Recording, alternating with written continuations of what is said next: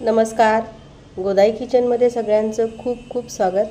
तर आज आपण करतो आहे मस्त असं उपासाचं थालीपीठ. अगदी मऊसूद कुरकुरीत राहणारं, शिवाय दिवसभर अजिबात वातट होत नाही. त्यासाठी खास इथे मी ट्रिक वापरले, ते बघू शकता तुम्ही. इथे मी काय केलं आहे, साबुदाणा, बटाटा आणि राजगिरा वापरला. याच्यामुळे काय होतं, तुमचं थालीपीठ आहे ते मऊसूद राहतं, दिवसभर अजिबात कडक होत नाही, वातट होत नाही. तर त्यासाठी काय केले, मी इथे एक वाटी भरून राजगिरा घेतला आहे. आता त्याला लाह्या फुटूसपर्यंत आपण भाजून घ्यायचं आहे. राजगिरा पटकन करपतो, त्यासाठी गॅस अगदी मंद ठेवायचा आणि लाह्या फुटूसपर्यंत हा राजगिरा छान भाजून घ्यायचा. अगदी तवा हलवून घ्या, किंवा जास्त जर मोठा होत असेल गॅस तुमचा तर पटकन एकदा थोडा वेळ बंद करा. गरम गरम तव्यावर सुद्धा हे छान भाजून निघतो, पटकन करपतो. तेव्हा अगदी लक्षपूर्वक हे बघू शकता तुम्ही. अशा पद्धतीने थोड्या थोड्या लाह्या फुटायला लागल्या की आपण गॅस बंद करायचा. अगदी थोडं मिनिटभरासाठी आपण भाजून घ्यायचं आहे, जास्त वेळ लागत नाही भाजायला, याला पटकन करपतं. आता हे राजगिरा वापरल्यामुळे काय होतं, आपलं जे थालीपीठ आहे ते मऊसूद राहतं. आपण साबुदाणा घातल्यामुळे थोडंसं वातट होतं. तर याच्यासाठी एक छान टीप आहे की राजगिरा वापरायचा. तर एक वाटी भरून मी राजगिरा असा छान भाजून घेते. आणि आता आपण बाकीचं साहित्य काय घेतलं आहे ते मी दाखवते तुम्हाला. आता गॅस बंद केला आहे मी, आणि आता एका मोठ्या भांड्यामध्ये बघू शकता तुम्ही, मी साबुदाणा घेतला आहे. आता हा साबुदाणा जो आहे तुम्ही बघाल तर बघू शकता, बारीक घेतला आहे मी साबुदाणा. अगदी बारीक साबुदाणा जो मिळतो, साबुदाणा दोन प्रकारचे मिळतात, एक बारीक एक मोठा. आणि आता हे बारीक साबुदाणा आहे तर याला भिजवायला किंवा भिजायला जास्त वेळ लागत नाही. अगदी 2 तासामध्ये सुद्धा हा साबुदाणा भिजून तयार होते बघा. अगदी मी 2 तासासाठी भिजवला होता, तर पटकन भिजतो हा. तर एक मोठी वाटी भरून साबुदाणा घेतला होता, 2 तासासाठी भिजत ठेवला. आणि हा जास्त ओला पण होत नाही, पटकन अगदी कोरडा होतो. आता याच्यामध्ये 2 बटाटे घालणार आहे. उकडून घेतलेले बटाटे आहेत ते मी किसून घेते. अगदी बारीक किसणीने किसून घ्या. बटाटा मात्र किसूनच घ्या, कारण मग हाताने कुस्करल्यावर थोड्याशा मोठ्या गाठी राहतात आणि मग आपल्याला थालीपीठ थापता येत नाही. त्यासाठी असं किसणीनेच किसून घ्यायचं, बारीक किसणीने किसून घ्या, अगदी बारीक.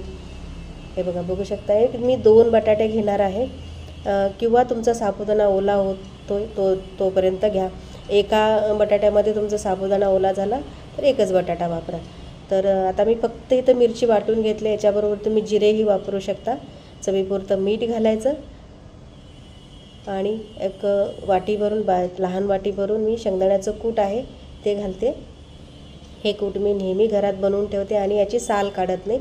आणि हा राजगिरा भाजलेला आहे तो मी असं बारीक वाटून घेतला मिक्सरवर, आणि आता तो वापरते. आता राजगिराचं पीठ वापरल्यामुळे आपलं थालीपीठ जे आहे ते थोडंसं कलरनी लालसर होतं आहे. तर आता हे सगळं मिक्स करायचं आणि छान मळून घ्यायचं. एक चपातीचा किंवा भाकरीचा गोळा मळतो तसं मळून घ्यायचं आहे आपल्याला. पाणी अजिबात वापरायचं नाही, बटाटा वापरलेला असतो त्याच्यामध्येच हे छान गोळा त्याचा तयार होतो. जर तुम्हाला अगदीच 2 बटाटे घातले तरीसुद्धा कोरडं वाटतं आहे तर मग थोडासा पाण्याचा हात घ्या. आता मी जे 2 बटाटे घातले होते त्यामुळे छान असं हे मस्त बघू शकता गोळा तयार झाला. मला अजिबात पाणी लागलं नाही. तुम्हाला जर वाटत असेल थोडंसं पाणी वापरायचं तर 1-2 चमचे वापरा, आणि छान असं हे पीठ मळून घ्यायचं आहे. अगदी आपण भाकरीसाठी किंवा धपाट्यासाठी तर चपातीसाठी पीठ मळतो इतपतच आपल्याला हा गोळा मळून घ्यायचा आहे. आणि याला एक 10 मिनटं आपण असंच ठेवायचं आहे. हे बघू शकता तुम्ही, छान असं हे 10 मिनिट झाले. छान पुन्हा एकदा थोडंसं मळून घ्यायचं आहे पीठ. अशा पद्धतीने हे मळून घ्यायचं. आणि आता मी याला जे थापून घेणार आहे. आता त्याआधी आपण एक चटणी करून घ्यायची आहे धपाट्याबरोबर खाण्यासाठी, थालीपीठाबरोबर खाण्यासाठी. तर उपासाची चटणी बनवतो आहे आपण, त्यामुळे याच्यात बाकीचं कुठलंही साहित्य घालायचं नाही, फक्त खोबरं आणि मिरची. तुम्हाला जर चालत असेल तर कोथिंबीर घाला, आणि आता फक्त मिरची आणि खोबरं वाटून घ्यायचं मीठ घालून, की आपली ही खोबऱ्याची चटणी तयार. तुम्हाला चालत असेल तर जिरे घाला, पण मी फक्त मिरची आणि खोबरं वाटून घेतलं. आपली ही अगदी साधी सोपी, याच्यामध्ये तुम्ही दही वापरू शकता. हे बघा, मस्त अशी ही अशी चटणी ठेवायची, याच्यात काही फोडणी घालायची नाही याला. तुम्हाला जर लागत असेल, आवडत असेल तर थोडंसं तुपावर तूप गरम करायचं आणि थोडंसं जिरे चालत असेल तर जिरे घ्या. आमच्याकडे मी जिरे वापरत नाही किंवा मला जिरे चालत नाहीत, म्हणून मी माझ्यासाठी करते उपवासासाठी. तर आता एक ओलं कापड घेतलं, पांढरं शुभ्र कापड घ्यायचं, रुमाल घेतला आहे मी इथे. आता त्यावर हा एक गोळा काढून घ्यायचा आणि ह्याला थापून घ्यायचा आहे. हा थोडंसं कडक असतं, थोडंसं घट्ट असतं पीठ, त्यामुळे काय करायचं, हाताने पाण्याचा हात लावून थापून घ्यायचं किंवा मग तुम्ही याच्यावर प्लास्टिकची सीट ठेवा आणि बेलण्याने बेलून घेतलं तरीही चालेल. तर मी हातानेच हे थापून घेते, असं थोडासा हात लावून ओला पाण्याचा हात लावून घ्यायचा आणि हे थापून घ्यायचे धपाटे. हे बघा, अशा पद्धतीने थोडंसं चिरतं, तुम्हाला वाटलं की बाबा जास्त चिरते तर थोडंसं असं थापून घेतलं. एखादा डब्याचं झाकण किंवा एखादं प्लेट ठेवून छान गोल असे करून घ्या. मी अशीच करणार आहे. हे बघा, बघू शकता तुम्ही, छान असं हे दिसायला खूप सुंदर दिसतं, कारण आपण त्याच्यामध्ये साबुदाणा घातला आहे, त्यामुळे खूप सुंदर दिसतं. बनवायला झाल्यानंतर पूर्णपणे तयार झाल्यावर सुद्धा छान दिसतं. फक्त याला लाल कलर येतो, त्याचं कारण म्हणजे आपण राजगिरा भाजून घातलेला आहे, फक्त एवढंच. आता तव्यावर हे टाकून अशा पद्धतीने हे भाजून घ्यायचं. तर त्याआधी तव्याला थोडंसं तेल घालायचं. तेल किंवा तूप वापरू शकता तुम्ही, मी तेल वापरते. तर तव्याला चारी बाजूने तेल लावून घ्यायचं आणि हे थालीपीठ आहे ते छान खमंग असं भाजून घ्यायचं. भाजायला थोडासा वेळ, तुम्हाला आता इथे मऊसूत जर पाहिजे असेल तर गॅस थोडासा मोठा करून छान भाजून घ्या.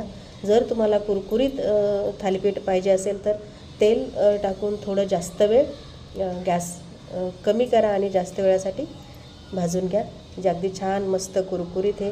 आणि हे तुम्हाला सांगते, अजिबात वातट होत नाही किंवा जास्त वेळ अगदी मस्त कुरकुरीत राहतं, अजिबात नरम पडत नाही.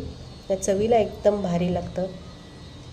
पोटभरीचं आहे, उपवासाचे दिवस असल्यामुळे साबुदाणा खाल्ल्याने खूप जड होतो. अशा वेळेला अशा पद्धतीने मस्त असं हे थालीपीठ करायचं. बघू शकता तुम्ही, खमंग असं थालीपीठ तयार झालं. रेसिपी कशी वाटली मला कमेंटमध्ये नक्की सांगा. आवडले तर लाईक करा, शेअर करा. चॅनलला मात्र सबस्क्राईब केल्याशिवाय जाऊ नका बरं का. आणि बेल आयकॉन प्रेस करा. बेल आयकॉन प्रेस केलं नाही तर तुम्हाला माझे नवीन नोटिफिकेशन जे मी रेसिपीज देते त्याचे नोटिफिकेशन तुम्हाला तुमच्या मोबाईलवर येत नाही, कारण माझ्या बऱ्याच मैत्रिणींना नोटिफिकेशन येत नाही. मग त्या मला फोन करून सांगतात की नोटिफिकेशन मला आलं नाही. मग त्याचं कारण हेच असतं की बेल बटन प्रेस केलं की तुम्हाला नक्की नोटिफिकेशन येणार. अशा पद्धतीने मस्त बघा, मी जरासं थोडंसं मऊ करते. तुम्हाला कडक हवं असेल तर तुम्ही कडक करू शकता.